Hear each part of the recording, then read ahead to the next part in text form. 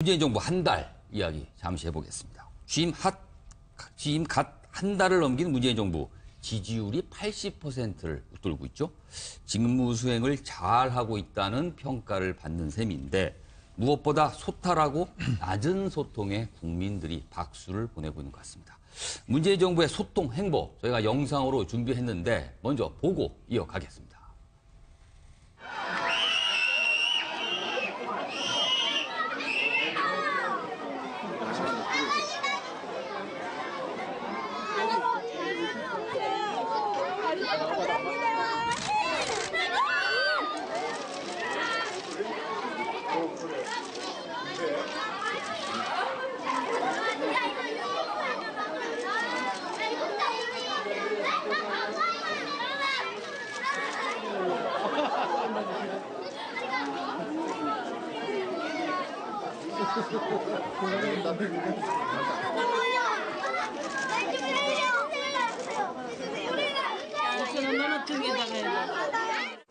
아유, 너무 똑까지 받고.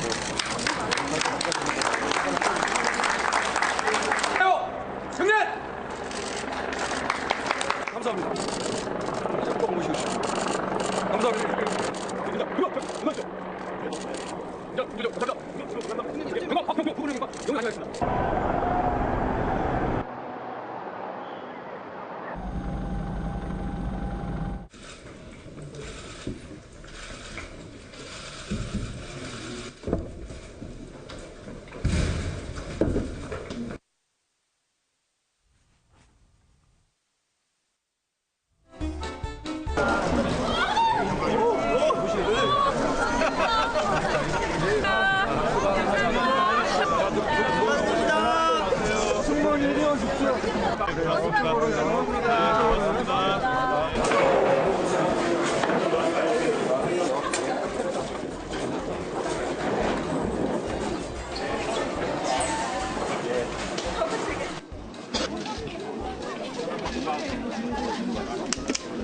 대통령의 화이팅! 화이팅! 문재인 힘내라고 합시다. 문재인 힘내라!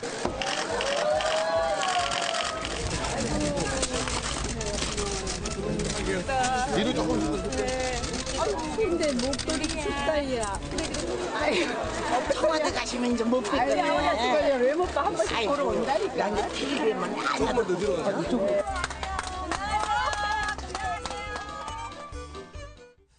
자, 한 달 동안 벌어졌던 여러 가지 소통 행보의 영상 보셨는데 가장 가깝게는 그저께는 예정이 없던 청와대 직원 식당을 방문해서 식사를 같이 했다고 하고요. 어제는 청와대 앞 분수대 광장에서 열린 군악대, 의장대 행사가 있었는데 잠깐 대통령이 내려서 또 시민들과 사진을 찍는 모습까지 나왔다고 합니다. 4년 전입니다. 박근혜 정부 출범 한 달 당시 대통령 지지율이 제 기억에는 한 40% 초반대인 걸로 알고 있는데 그리고 그 당시에 나왔던 문제가 바로 소통.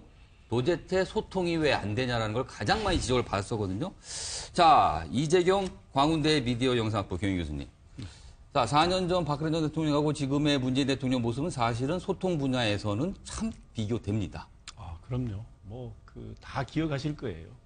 그러니까 우리가 정말 불통 대통령이라고 이렇게 참 안타깝게 결국은 국정농단 사건으로 지금 구속되어 있는 몸이 되어 있는 박근혜 전 대통령과 너무 대비가 되죠. 네. 근데 사실은 문재인 지금 대통령이 본인이 그 선거 캠페인에서 나라다운 나라를 얘기했는데 네. 그 첫 번째 출발이 대통령다운 대통령을 지금 가시적으로 실천적으로 보여주고 있다. 이런 의미를 제가 좀 부여해 볼 수가 있을 것 같고요. 또 그거에 대해서 한 달 동안 국민들이 총체적으로 평가한 결과 사실 82%는 정말 놀라운 그 지지 그렇죠. 정도입니다. 이게 왜냐하면요.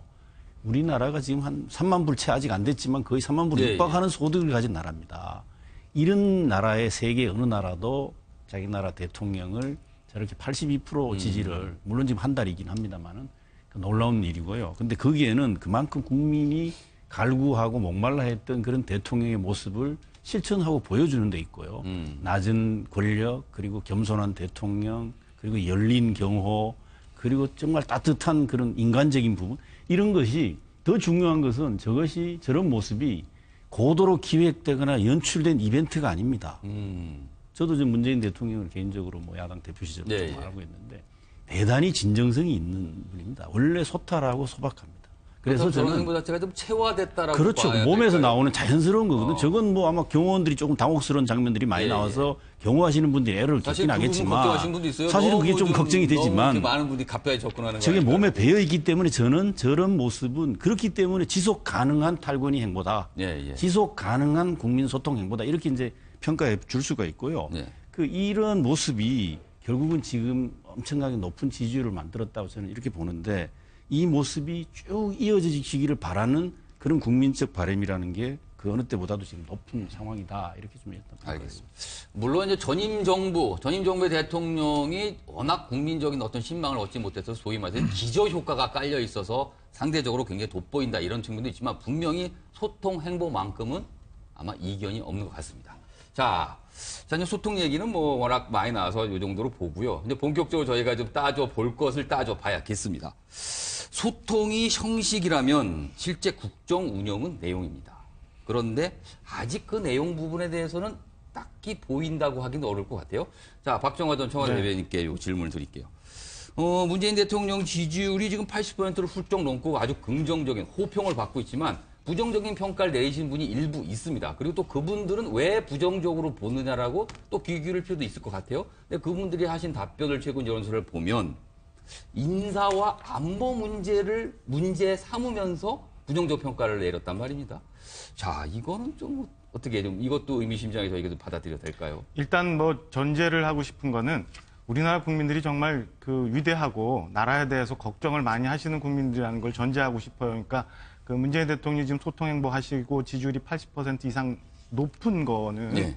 그 당연히 잘하고 계셔서 그런 것도 있지만 네, 네. 지금 대통령의 리더십이 공백 상태가 있었던 게 벌써 한 7, 8개월 이상 되어 왔잖아요. 그러니까 이런 상황에서 이 동북아 정세도 어렵고 경제도 어려운데 나라가 잘 되고 대통령이 되신 분이 잘 성공한 대통령으로 가기를 바라는 국민들의 염원이 저는 기본적으로 깔려 예, 예. 있다고 봐요. 예. 근데 거기서 이제 지금 맨 처음 말씀 주신 것처럼 인사 문제, 그다음에 안보 문제에 대해서 우려하는 분들이 사실은 좀 있어요. 있고 그다음에 거기에는 제가 볼 때는 대통령을 많은 분들이 80% 이상의 많은 분들이 잘한다고 하고 지지하고 있지만 그래도 좀 버렸으면 하는 게 좀 있는 것 같아요. 그러니까 100% 대한민국 대통령이길 바라는 국민들 입장에서는 예, 예. 그나마 조금 남아있는 우리 편, 진영 논리 내지는 지금 우리가 처해 있는 상황에서 지나친 자주론적인 상황, 그러니까 철저한 한미동맹 하에서 우리나라가 유지되어 나가고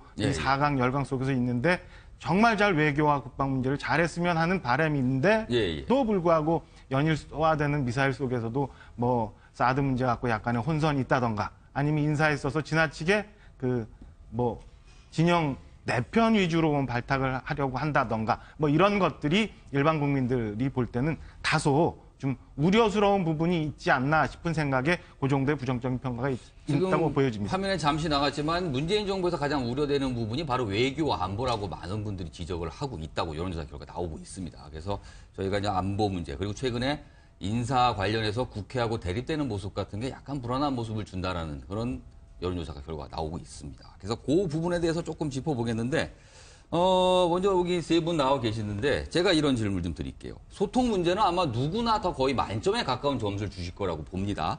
그렇다면 제가 아까 말씀드린 인사와 안보 문제에 대해서는 지금까지 한 달을 갓 지난 문재인 정부 점수를 10점 만점을 기준으로 해서 몇 점 정도를 줄 수 있다. 자, 이 질문을 드릴게요. 먼저 박성규 전 청와대 대변인께서는 인사와 안보 문제가 10점 만점 중에 지금까지 보인 행보는 몇 점 정도가 타당할 것이다라고 보시나요? 저는 인사와 안보 문제는 점수 후하게 드리기 어려운데요. 그 점수를 좀 밝혀주시죠. 뭐 밝힌다면은 저는 한 5점, 6점 정도. 5점. 예. 굉장히 짜신 거 예, 아닙니까? 굉장히 짠 게 아니고 그 현실이에요. 조금 전에 이제 저도 봤습니다. 한 달 예. 동안 많은 일이 있었죠. 지금 보는 대로 화면에 여러 가지 좋은 모습들이 나왔는데 예.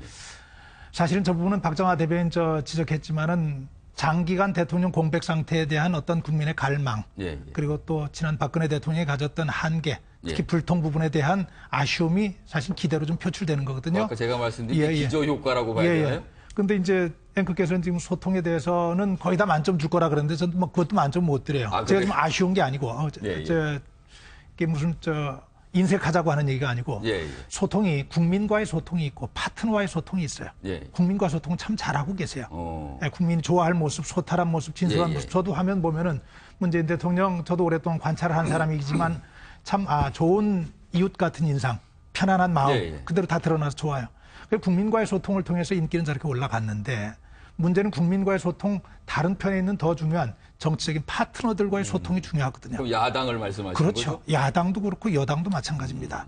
그런데 지금 말씀한 대로 안보의 문제나 인사의 문제는 사실은 국민과의 소통도 중요하지만은 파트너들과의 소통이 굉장히 중요하거든요. 여기서 지금 한 발짝도 못 나가고 있는 것 아니에요.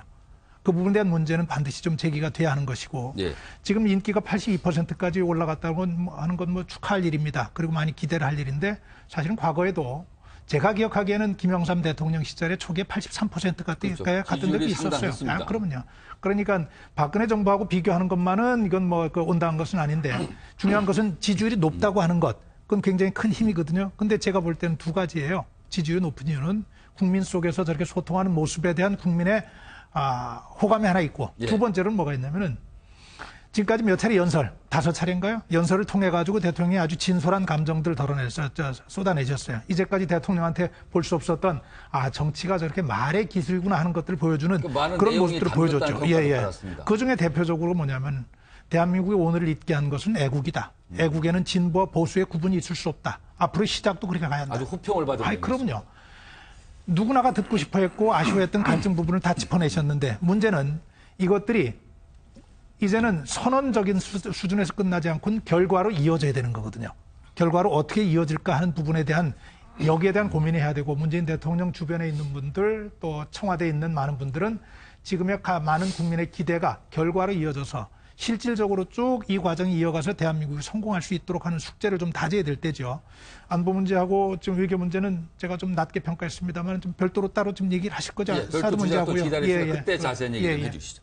자, 이재경 교수님께서는 문재인 정부의 한 달 인사와 안보 분야로 좀 좁힌다면 10점 만점에 몇 점 정도 점수를 주시겠습니까? 저는 인사와 안보도 포함해서 예. 사실은 그 82% 정도를 그대로 저는 점수로 8.2% 8점 정도, 8.2점 정도를 줘야 된다고 봅니다. 저는 예.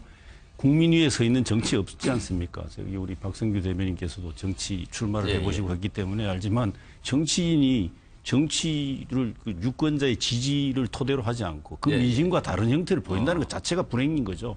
그런 정당은 버림을 받아요. 그런 의원, 정치인도 마찬가지로. 그래서 저는 철저히 민심을 존중하고 민심 위에서 해야 된다고 생각하는 그 차원에서 민심과 같이 8.2, 10점 만점 일단 드리고 싶고 왜냐하면 우리가 이 여론조사 결과를 잘 봐야 됩니다. 82% 지지라는 거는 1,004명 조사에서 828명이 찬성하고 지지하는 거고요. 예, 예. 우리가 지금 동일하게 놓을 수 없는 것은 부정적인 평가를 한 10%, 그러니까 99분 안에서 그렇죠. 100명이 채 안 됩니다. 외교와 인사 문제가 예, 예. 있었다라고 지적하는 게 20%입니다. 예, 예. 그러면 실제로 수적으로 말하면 그분들은 20분입니다.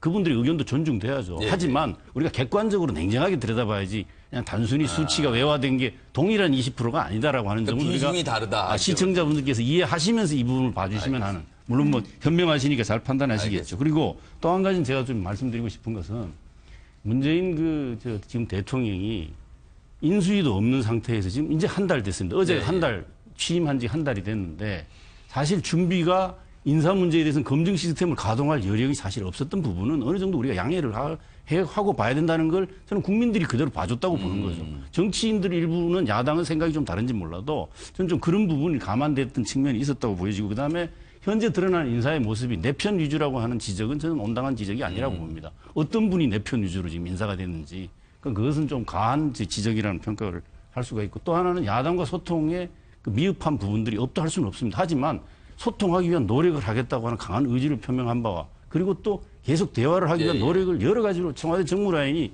전방위적으로 밤낮을 가리지 않고 이해를 구하고 하고 또 대통령이 최근에 인사 문제에 대해서 한 번은 본인이 직접 나서서 입장 표명을 하고 또 대변인을 통해서도 호소도 하고 나름대로 또 상임위원장들을 만나서도 하려고 여야 의원들 만나서 소통하려고 노력하고 있습니다. 이게 지금 한 달 막 지났는데 아직 내각 구성도 안 되고 이런 상황에서 소통을 이 정도 하는 부분을 너무 그렇게 박하게 평가할 문제는 아니지 않느냐. 저는 그런 점도 또 하나 좀 말씀을 드리고 싶은 생각입니다. 이재용 교수님께서는 8점 정도 그리고 이 여러 가지 사안이 있으니까 가중치를 좀 감안해야 된다 이런 말씀을 하셨어요. 여기 박정하 전 대변인 예. 얘기 듣고 추가를 좀 네, 했어요. 그러시죠. 자, 박정하 전 대변인께서는 똑같은 질문 드릴게요. 10점 만점에 몇 점을 주시겠습니까? 소통에 대해서는 굉장히 후하게 점수를 드리고 싶은데 네. 인사와 안보 문제에 대해서는 저는 오히려 우리 박 대변인보다 조금 더 박하게 더 점수를, 박합니까? 저는 한 4.5에서 어휴. 5점 정도 5점 밑으로 내려가셨어요. 우선은 전 안보 문제에 대해서는 굉장히 우려스럽습니다. 그러니까 아까 말씀드린 것처럼 뭐 지금 우리가 처해 있는 예, 예. 정세상 과연 안보 그다음에 외교 문제를 저렇게 처리를 해야 되는 게 맞는 건지에 대해서는 상당히 우려스럽고 인사 문제에 대해서는 좀 아쉬워요. 인사가 뭐 잘못됐다고 말씀드리는 건 아닌데 아쉽고 좀 전에 우리 이 교수님 말씀 주신 것처럼 네 편 내 편 때문에 제가 아쉽다고 말씀드리는 건 아닌데 우선은 우리 박 대변인하고 저도 그 전에 이제 정권에서 한 축에 조그맣게 해봤는데 사실은 인사 문제에 관해서 저는 지금식의 청문회보다는 그러니까 결과에 대해서 얘기를 좀 했으면 하는 바람이 있어요. 아까 말씀드린 것처럼 대통령 리더십이 이 공백 기간이 너무 긴데 빨리 정부가 출범해서 옳게 가는 게 맞기 때문에 저는 어떻게든 출범시켜서 굴러가게 해야 된다고 생각을 하는데 아쉽다고 말씀드리는 부분은 그 발탁하고 파격적인 인사를 하시고 하는 건 좋은데 당신이 말씀했던 5대 원칙 이런 거에 대해서 너무 얽매여 있지 않나라는 생각을 해봅니다. 지금 대통령 지도가 80% 이상이 넘어가고 있는 상황에서 대통령이 시원하게 소통하시는 것처럼 춘추관에 나와서 혹은 어디 큰 자리에서 국민들을 상대로 직접적으로 이 건에 대해서 내가 아쉬운 부분이 있다. 그다음에 다소 그 선거 기간에 너무 과하게 욕심냈던 부분이 있다라고 말씀을 하셨다면 나는 그게 청와대 내부에서 지금 논의가 얼마나 되고 있는지 모르겠지만 소위 말하는 지금 밀리면 안 된다. 이거보다는 오히려 후한 점수를 받을 것 같아요. 오히려 우리 대통령 진짜 잘하고 계시다. 저런 모습이 진짜 우리가 보고 싶었던 대통령의 모습이다라고 해서 오히려 지지율이 높아질 텐데 그런 부분에 대해서 좀 아쉽다는 부분이 있어서 제가 아까 평가를 박성규 전 대변인께서 잠깐 추가로 말씀하셨기 예, 아까 때문에. 이재경 교수님께서 하신 말씀에 대해서 조금 좀 설명드릴 것 같아요. 드릴 필요가 예, 있을 예. 것 같아요. 국민의 82%가 지지한다는 거 굉장히 높죠. 그런데 국민은 저희들처럼 이렇게 다 따져보고 지지하는 건 아니거든요. 오늘 저희들이 얘기하는 거는 전문적인 분야와 관련해서 같이 얘기하는 거예요. 국민과 소통 잘하세요. 조금 전에 제가 말씀드렸어요. 그 부분 부인하지 않습니다. 그러나 그것보다 더 중요한 것은 지금 분위기에 취해서 정작 중요한 것을 놓치고 가서는 안 된다는 거죠. 한 달 정도 기간에 사실은 평가 이르죠. 이르지만 국민이 기대하는 모습을 보여주고 있는 거예요. 분명히 국민 속에서는. 그런데 실질적으로 정책으로 이것이 이제 실행으로 나타나야 되는 문제거든요. 박정하 대변인 지금 인사 문제 얘기했지만은 누가 먼저 얘기한 거 아니에요. 본인이 5가지 5대 인사 배제 원칙을 본인이 얘기하셨어요. 여러 차례 얘기하셨는데 본인이 선택해서 내놓은 사람들이 거기에 다 지금 걸리고 있어요. 어떤 분들은 야당에서 너무한다고 얘기합니다. 그런데 너무한 것이 아니고 당신이 세우는 기준에 맞지 않는 부분에 대해서 이 부분에 대해서 우리가 문제 제기하는 거다. 그러면 그 부분에 대해서 대통령은 솔직하셔야 되거든요. 내가 그때 너무 엄격한 기준을 가지고 얘기를 했던 것 같다. 실제로 찾아보니까 이런 문제가 있을 수 있다고 고백을 해야 하는데 대통령이 얘기했었거든요. 첫 번째 국무총리 인선하면서 앞으로도 기회 있을 때마다 청와대 와서 여러분들 앞에서 설명하겠다. 굉장히 중요한 정책에 대해서 지금 문제가 드러나고 있는데 그 부분에 대한 설명을 안 하고 계세요. 그리고 참모들과의 회의에서 국민이 좀 양해해 주셨으면 좋겠다. 그리고 이게 정치화됐다. 그건 아니거든요. 대통령이 가진 말의 무게가 있고 특히 안보의 문제는 지금 짚겠지만은 박정하 대변인 얘기 잘했지만 지금 사드와 관련된 문제, 사드에서 파생되는 중국과 미국과 일본과의 이 문제가 지금 굉장히 좀 심각한 단계, 정말로 우려스러운 단계로 접어들고 있습니다. 그 주제는 저희가 좀 뒤에 네네. 준비됐으니까 그때 아주 자세하게 네. 논해 보겠습니다. 자, 취임 한 달 평가를 내달라고 부탁을 드렸는데 점수가 사뭇 다르게 나왔습니다. 지금 아마 저도 잠깐 우리 박성규 말씀하시죠. 대변인 말씀하신 데에서 저도 보충 설명이 예, 예. 필요할 것 같은데 사실은 그 전례 없이 이제 예를 들면 대통령이 국회 청와대 그 브리핑 룸에 가서 브리핑하고 예. 아마 두 분은 청와대 대변인을 해보셨기 때문에 그 문화가 어떤 걸 의미하는지 누구보다 네. 잘 아실 건데 상당히 그 파격적으로 하셨고 국민들도 그런 부분에서 호응을 하셨죠. 네. 그리고 또 말씀하신 대로 기회가 닿으면 자주 하겠다고 해서 그 후에 또 설명하실 때 이렇게 기회를 몇 번 가지시기도 하고 3번 정도 하셨죠. 그런데 대통령이 인사 문제와 관련해서는 그 5대 배제 원칙이라는 게 사실 그 전 정부에서 워낙 그 대통령 공학 상황으로 이제 있었죠. 그 전 정부에서 워낙 그 문제로 인사 문제가 항상 걸리기 때문에 뭐 그것이 필수 과목이다라고 뭐 예를 들면 나올 정도로 국민들도 거기에 대해서 많이 분노를 했기 때문에 이런 인사를 하지 않겠다라고 대선 과정에서 강력하게 아마 그것 때문에 공약을 하신 건데 그렇죠. 막상 현실을 보니까 사실 이런 문제가 현실 적용 가능성의 문제에 있어서는 되게 어려움이 있다고 하는 부분. 물론 이것을 그래서 국민들에게 본인이 직접 좀 당신이 직접 설명할 필요가 있다고 판단을 해서 우리가 기억하듯이 지난 5월 29일인가요?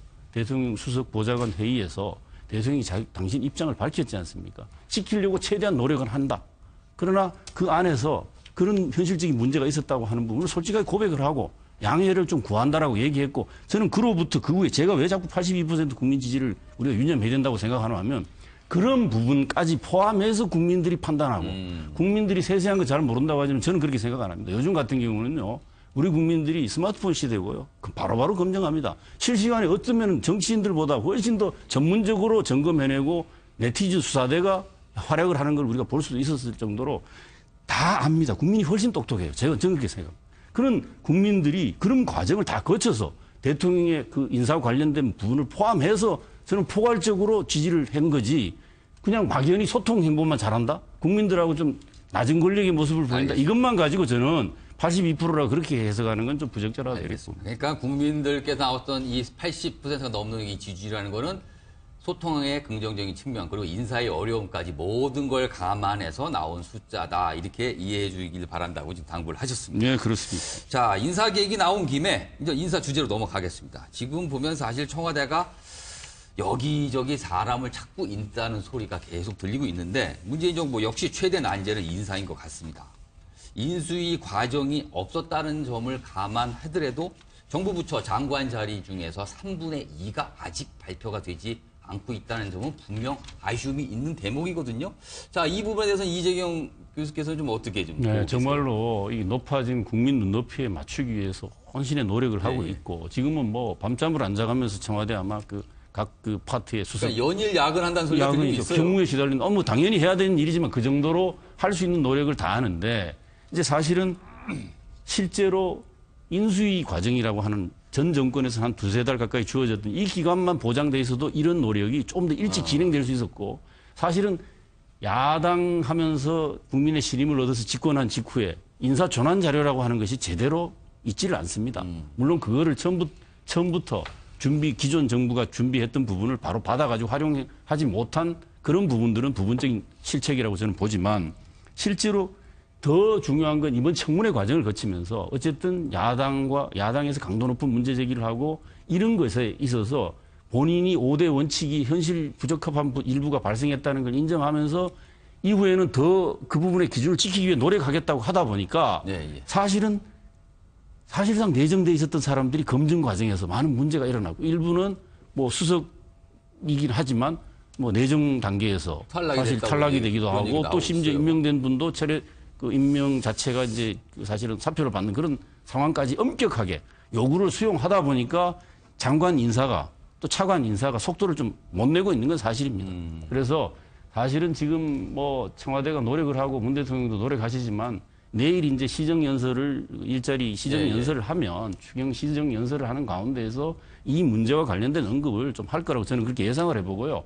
그 야당도 좀 이렇게 이 문제를 국민 정서의 관점, 야당으로서 역할을 당연히 엄격한 검증 노력을 해야 됨에도 불구하고 이 일을 할 수 있게 좀 출발시켜줘야 된다는 정서가 훨씬 더 강하지 않겠느냐. 그러니까 치명적 결함이 없다면 이 부분은 좀 너무 인정해주고 지금부터 새로 임명되거나 아마 내정하거나 하는 사람들에 대해서 또 반복적으로 그런 문제가 발생한다면 그때는 정말 아마 국민들도 야당의 주장에 대해서 아마 강한 공감을 하지 않을까 이렇게 생각합니다. 알겠습니다. 지금 들리는 얘기에 따르면 원래 문재인 정부가 출범한 당시에는 소위 말해서 고위직 인력풀을 한 1,000명 정도 명단이 있는 이 인력풀을 갖고 있어서 거기서 적합한 사람을 한 100명 정도 추렸다고 합니다. 그런데 5대 기준이 부각이 되면서 그 100명에서 상당수가 그 5대 기준을 충족하지 못했기 때문에 탈락이 됐고 그래서 다시 원래 갖고 있었던 1,000명 기준으로 돌아가서 사람을 찾고 있다라는 얘기까지 들릴 정도로 사실은 사람을 선택하는 데 어려움을 겪고 있는 건 분명 같습니다. 자, 박성규 전 청와대 대변인. 이건 현실적인 문제를 좀 제가 질문을 좀 드려볼게요. 상황이 이렇다 보니까 박근혜 정부 때 임명됐던 장관들이 여전히 장관 자리에 다수가 앉아 있거든요. 네. 그렇다면 국무회의를 하거나 정부회의 할 때마다 대통령이 그 장관들과 회의를 해야 되고 그 장관들과 얘기를 해야 되는데 소위 말해서 이제 불편한 동거예요. 이럴 경우 실무상으로 조금 문제가 불거질 수 있지 않을까요? 문제가 많죠. 우선은 그 분위기 자체가 네. 그 정말 뒤숭숭합니다. 왜냐하면 장관은 떠날 장관인 걸 모든 직원들이 다 알아요. 그러니까 뭐 의욕도 딱히 없을 테고요. 그 장관의 얘기 잘 안 먹혀요. 영이 안 서요. 근데 사실은 힘은 어디서 나오는 거냐면 조직의 책임자의 힘은 인사와 정책에서 나오는 네. 거거든요. 인사 마음대로 못 해요. 그러니까 저 사람은 그럼요. 앉아만 있지 인사를 할 수 없는 사람이다. 새로운 정책을 펴지도 못해요. 아. 이 상황 계속 가면 안 되죠. 그래서 지금 이 교수님 말씀 잘하셨어요. 이 상황이 돼 있기 때문에 지금 출범 한 달이 넘도록 지금 장관들이 자리를 지금 잡은 장관들이 거의 없는 이런 상태 이거 가면 안 되죠. 국민들도 불안하고 국정에도 문제가 되고 그러나 이 문제를 푸는 방법에 있어서 아까 이 교수님 말씀하신 대로 82%의 국민이 동의하기 때문에 이런 부분들까지 다 양해가 된 것이 아니냐 이렇게 풀어서는 곤란하다는 거예요. 왜냐하면 인사 문제는 다른 문제예요. 아까 말씀 중에 이전 정부에서 잘못해서 문재인 후보가 약속을 했다는데 이전 정부가 아니고 이전 정부들입니다. 참여정부를 포함한 참여정부 때도 위장전이 부동산 투기 이 문제 가지고 많이 문제가 됐었습니다. 그 문제를 본인이 겪어왔기 때문에 한국 정치사의 가장 큰 병폐로 여기서 5대 그 원칙을 제시한 거거든요. 국민과의 약속이었죠. 후보로서의 약속 그리고 대통령으로서의 약속에 무게가 있는 겁니다. 우리 법에 있어서도 구법과 신법이 있을 때는 신법이 우선합니다. 일반법과 특별법이 있을 때는 특별법이 우선합니다. 대통령이 세우는 기준 이거보다 더 우선하는 게 어디 있겠어요. 근데 본인이 세우는 약속을 현실이 어렵다고 두루뭉실하고 넘어간다? 이거 아니라는 거죠. 그래서 제가 드리는 말씀 그거예요. 어렵다면 이거보다 더 중요한 문제 없습니다. 어렵다면 국민 앞에서 정말로 그렇게 됐는데 찾아보니까 이런 문제가 있더라. 그래서 이건 좀 양해를 정말로 해주시고 야당에서도 이런 부분에 있어서는 더 우리가 노력을 할 테니까 조각을 할 수 있도록 도와주시라고 본인이 풀어야 된다는 겁니다. 앞으로 시간을 가지고 찾을 때는 더 엄격하게 찾겠다는 약속하시고 풀으라는 겁니다. 근데 그것이 아니고 정치화가 됐다고 던져버리고 뒤로 빠져버리고 아까 얘기했더니 국민에게 높은 지지율에 기대서 넘어간다 그러면 본인 대통령으로서의 국민과 한 가장 중요한 첫 약속을 어기는 게 되는 거죠. 그래서 지도자는 그렇습니다. 제가 보기에는 열심히 하는 거 중요하지만 열심히 하는 것만 가지고는 부족합니다. 지도자는 잘해야 합니다. 열심히 하지만 성과가 안 난다. 의미 없는 거예요. 좋은 관계 유지하지만 결과가 나오지 않는다. 그 의미 없는 거예요. 인기는 정말 한순간 거품 같은 겁니다. 우리 많이 봤습니다. 그런데 지도자는 그래서 열심히 하는 건 못지않게 중요한 게 잘해야 하고 결과를 내야 합니다. 이 상황 돌파해야 되는 거 문재인 대통령이고 문재인 정부죠. 야당 탓해가지고는 안 됩니다. 왜? 본인이 원인을 제공했기 때문에. 알겠습니다. 지금 5대 인사 배제 원칙 얘기가 계속 나오고 있는데 사실 이것 때문에 인사가 늦어진다고 보는 분들이 아마 공감하실 겁니다. 이에 대해서 문재인 대통령과 청와대가 그동안 내놓은 설명이 있는데 그 영상 듣고 또 이어가겠습니다.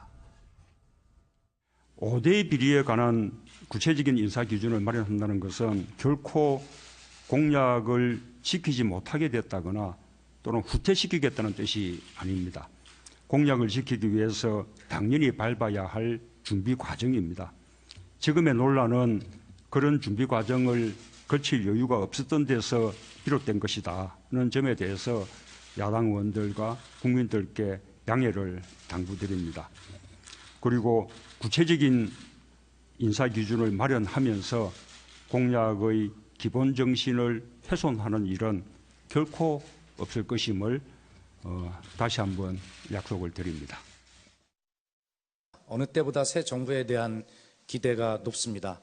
높은 도덕 기준을 가지고 국민의 눈높이에 부응하기 위해서 새 정부는 철저하게 인사 검증을 하고 있고 그런 것 때문에 좀 늦어지는 부분이 있다 이렇게 이해해 주셨으면 좋겠습니다. 자, 박정화 전 청와대 대변인께 질문을 드리겠습니다. 제일 속 타는 건 아마 청와대겠죠? 옛날 청와대 근무를 해보셨으니까 저럴 때 진짜 모든 참모들이 애가 타고 속이 타는 모습이 있을 겁니다. 근데 조금 씁쓸한 현실일까요? 진실일까요? 대한민국에서 저렇게 고위직에 올라갈 정도로 물망에 올라가면 소위 말해서 출세한 분들이거든요.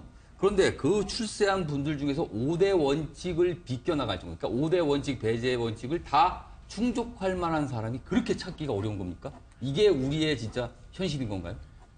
제가 그전에 인사 이렇게 점검하시는 분들한테 얘기를 들어보면 정말 그런 것 같아요.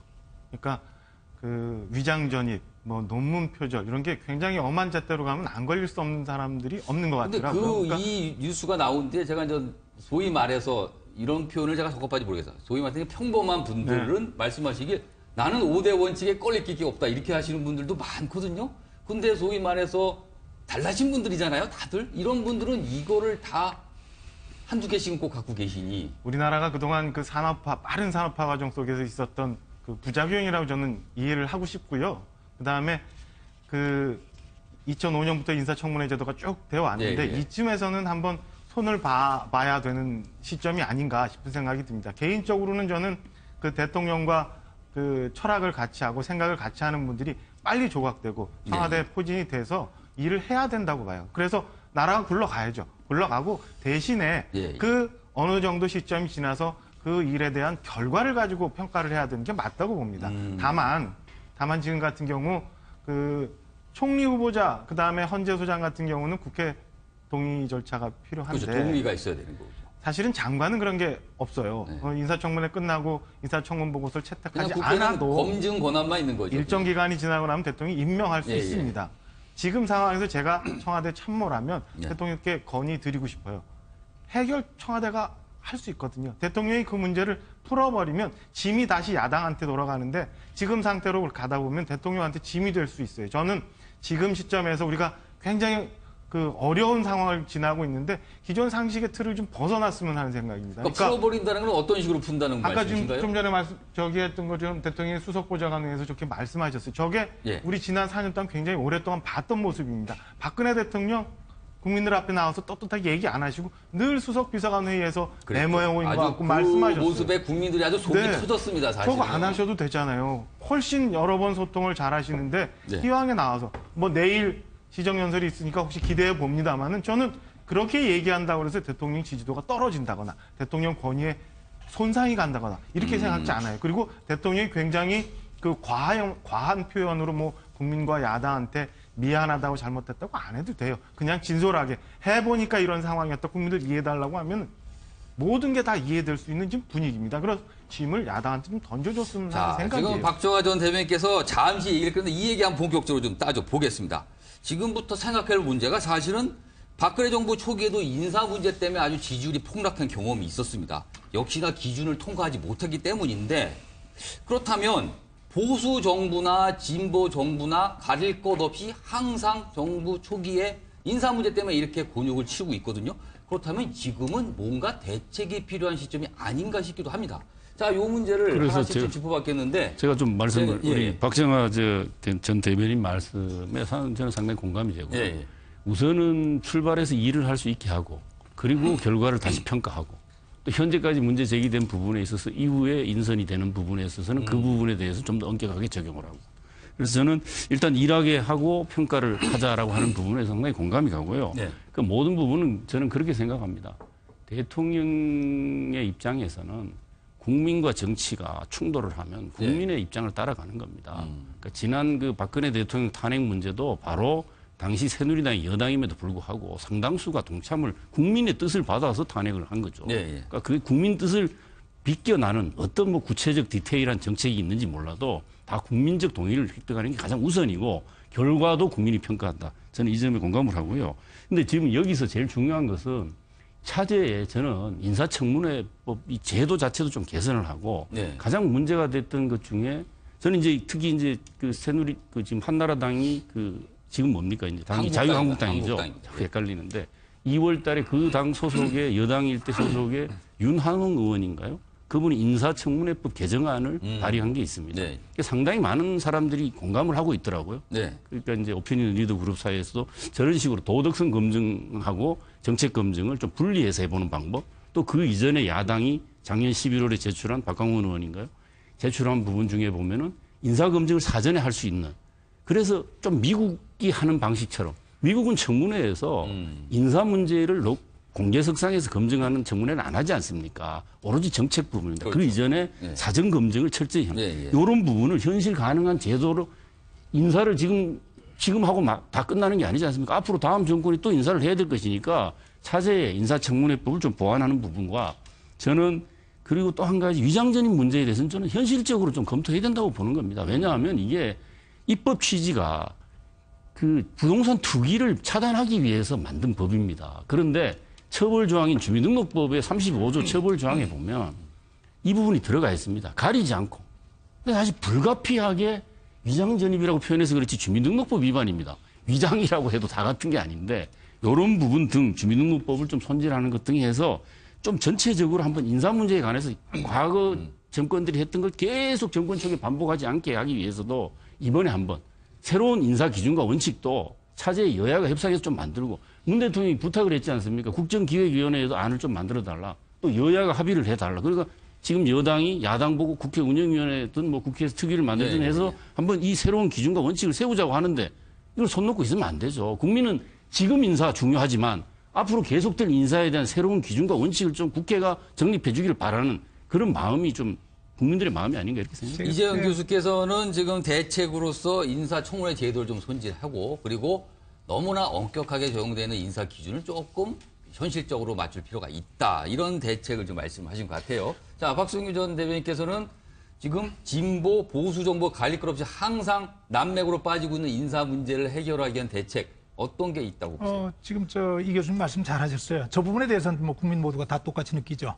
이 청문회 이 제도 자체 손봐야 한다. 그런데 이거 지금 제 질문에 대해서 하나 전제하고 넘어간 것은 지금 얘기하는 것은 청문회 제도 자체에 대한 개선 필요합니다. 그런데 그게 아니고 지금 꽉 막힌 전국, 이 꽉 막힌 인사 문제를 어떻게 풀 것이냐 하는 것에 대한 문제를 먼저 얘기를 해야 되는 거예요. 그 문제는 결국은 문재인 대통령이 결자해제할 수밖에 없다. 이 부분을 그냥 두리뭉실하고 넘어갈 수는 없는 것이라는 문제예요. 제가 2000년대 초반에 미국 의회에서 연수를 했었어요. 그때 미국 정치인들이 저한테 한 얘기가 있어요.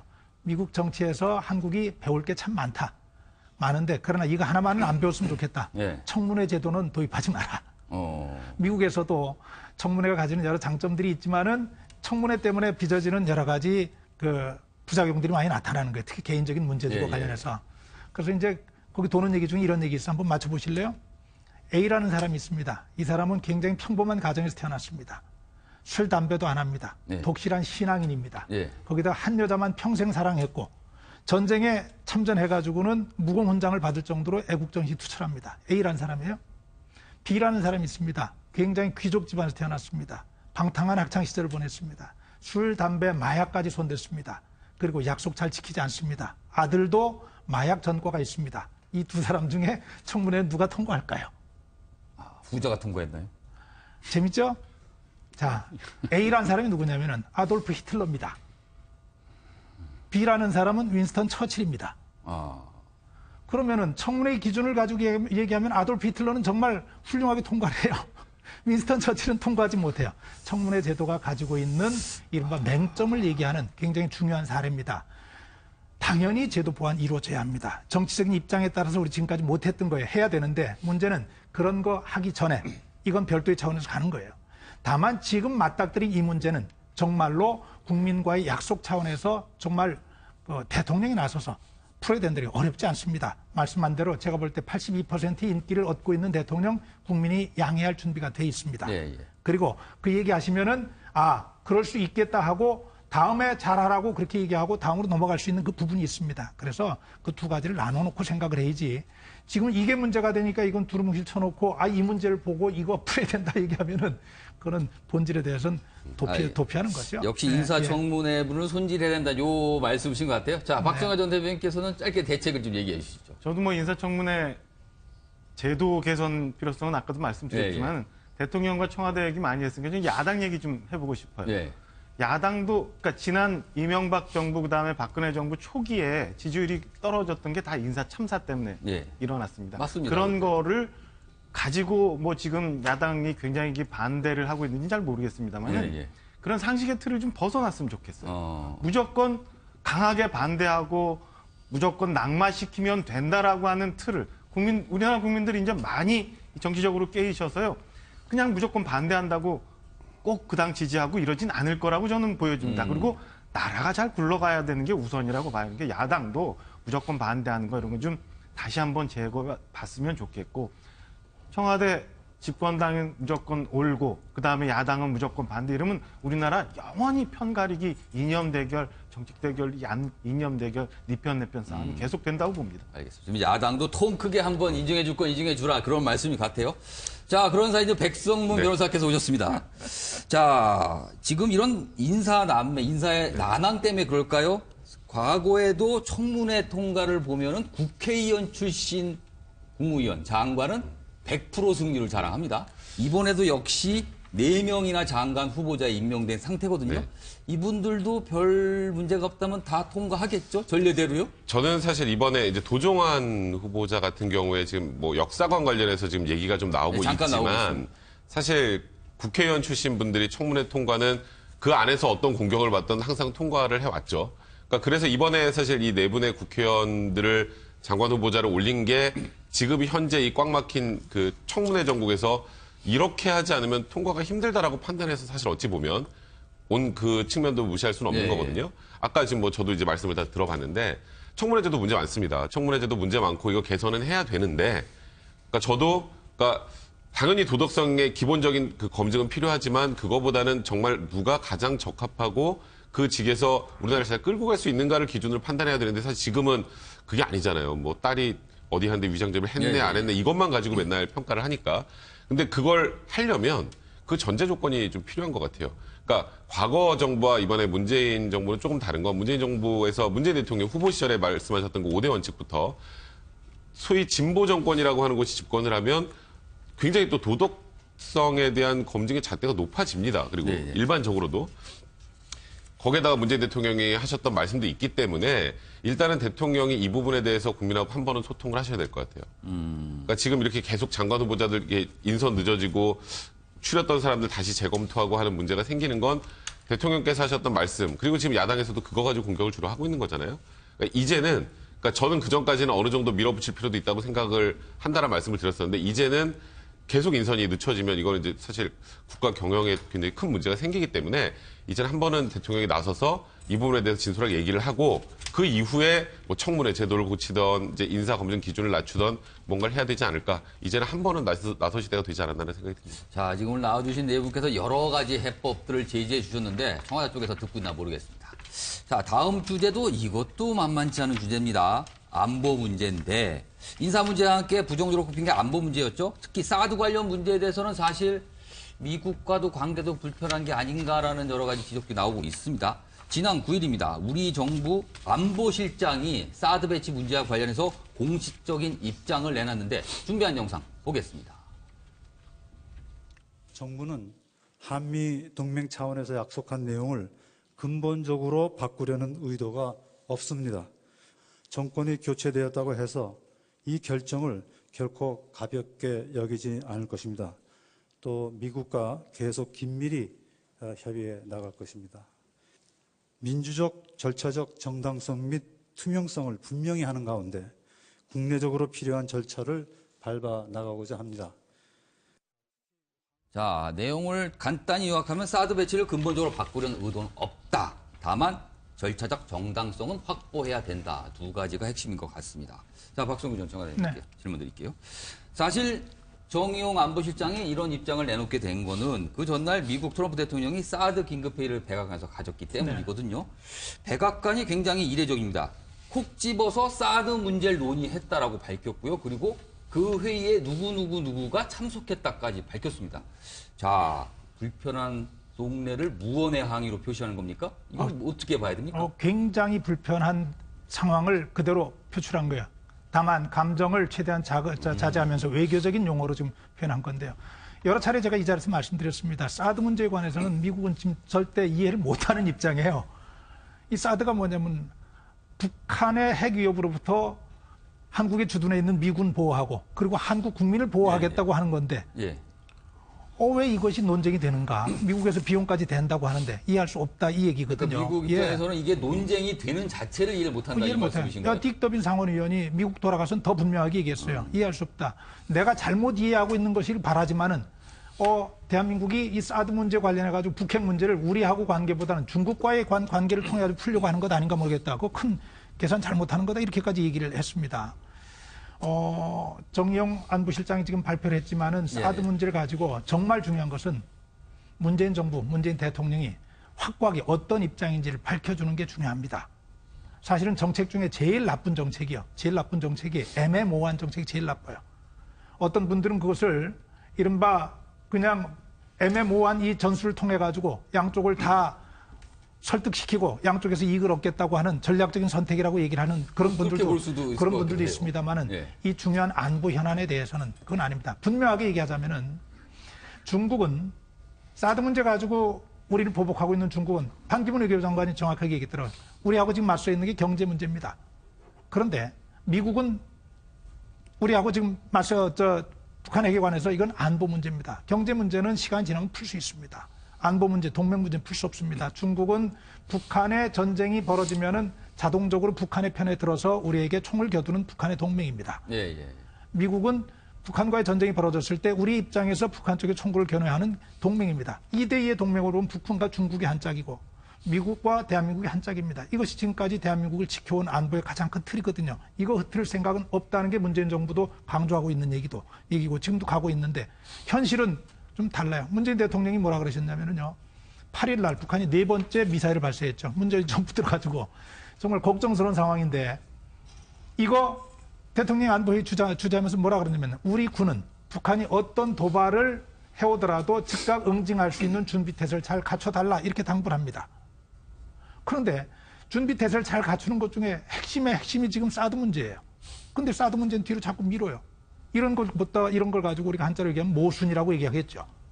갖추라 그러는데 갖출 수 있는 준비는 못하게 막는 미국에서 오해를 하지 않을 수가 없고요. 적어도 이 안보 문제에 관한 한 정권의 문제가 아니고 정말 대한민국의 가장 현실적으로 중요하고 대한민국의 국민의 안전이 문제가 되어 있는지 중요한 사안이라는 걸 다시 강조합니다. 이 사드 문제에 미국 이상으로 지대한 관심을 보이고 있는 게 중국입니다. 그런데 최근에 이 한국과 미국이 사드 관련돼서 여러 가지 약간 갈등 비슷한 상황을 보이는 걸 갖고 중국 언론이 논평과 분석 기사를 내는데 그 내용을 제가 잠깐 소개하면 지금 문재인 정부가 하고 있는 모습은 시간 끌기와 취소하지 않음을 각각 중국과 미국에 보여주는 것이라고. 중국 언론이야 사실 중국 당국을 대변하는 언론이니까요. 중국 입장이라 봐야겠는데 두 가지 시간 끌기와 취소하지 않음을 두 가지 입장을 갖고 있다라고 중국 언론들은 분석을 하고 있습니다. 자, 이재경 교수님. 지금 문재인 정부가 사드에 대해서 정확한 어떤 입장을 갖고 있다고 저희가 이해해야 되는 겁니까? 그러니까 그 입장은 정의용 그 안보실장이 어제 그저께인가요? 얘기한 그 속에 다 있다고 보여지죠. 상당히 좀 이해하기 좀 어렵긴 합니다. 두 가지가 있어서 어느 쪽에 방점이 있는 건가 약간 그래요. 이거는 외교와 협상 그 전략의 일환으로 아마 저는 읽혀졌는데요. 그 분명한 것은 사실은 국내적으로는 찬반 여론이 극명하게 대립되었던 기억이 있지 않습니까? 이 부분을 조금 더 투명하게 합법적 절차를 통해서 정당성을 좀 확보하겠다라고 하는 부분이고 그러니까 국내적 갈등을 그런 부분들 왜냐하면 그것은 제가 볼 때 미국도 민주주의 국가고 우리나라도 민주주의 국가입니다. 초법적인 정치 행위라는 것들은 있어서는 안 되는 거죠. 그렇죠. 사실은 전 정권이 뒤죽박죽을 만들어 놓은 것 아닙니까? 졸속 처리하고 이 엄청나게 중요한 문제에 대해서 불투명하게 했고 국민들에게 분노를 사는 일만 계속 이런 거를 뒤처리하고 바로잡는 과제를 떠안고 지금 출범한 정부입니다. 그러니까 지금 현재 이 사드 문제를 지금 정부의 지금 핸들링 문제로만 바라볼 문제는 아니죠. 그래야 물론 해법을 내야 되는 건 지금 정부의 책임입니다만.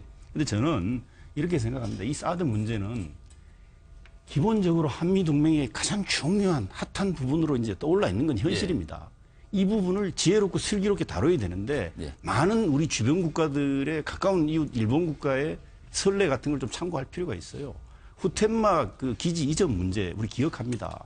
1995년에 그 오키나와의 일본 그 어린 여학생을 주둔하고 있는 미군들이 성폭행해서 그게 떠들썩한 후텐마 기지는 또 여러 가지 사고를 일으켜서 그런데 그것이 2006년까지 무려 10년에 걸쳐서 일본 내에 가장 오키나와에서 벌어진 문제지만 미일 동맹의 문제이고 일본 전역을 흔들어 10년이 걸렸고요. 환경 영향 평가하는데 3년 걸렸습니다. 그렇다고 미일 동맹이 흔들립니까? 일본의 안보가 흔들려요? 그런 건 아닙니다. 물론 미국도 그건 존중해 줬어요. 왜냐하면 일본 내부에 미국 민주주의 국가입니다. 법을 따라 다 집행하고 국가 운영합니다. 그 사정을 우리가 그 전 정부가 마구잡이로 저질러 놓은 네, 부분을 네. 문재인 정부가 바르게 잡겠다고 하는 부분을 미국이 속으로 마음이 불편하죠. 전 정권과 약속한 게 올 예. 연내에 배치인데 환경영향평가하면 한 1년 더 걸리면 올해 연말까지 약속이 안 지켜지.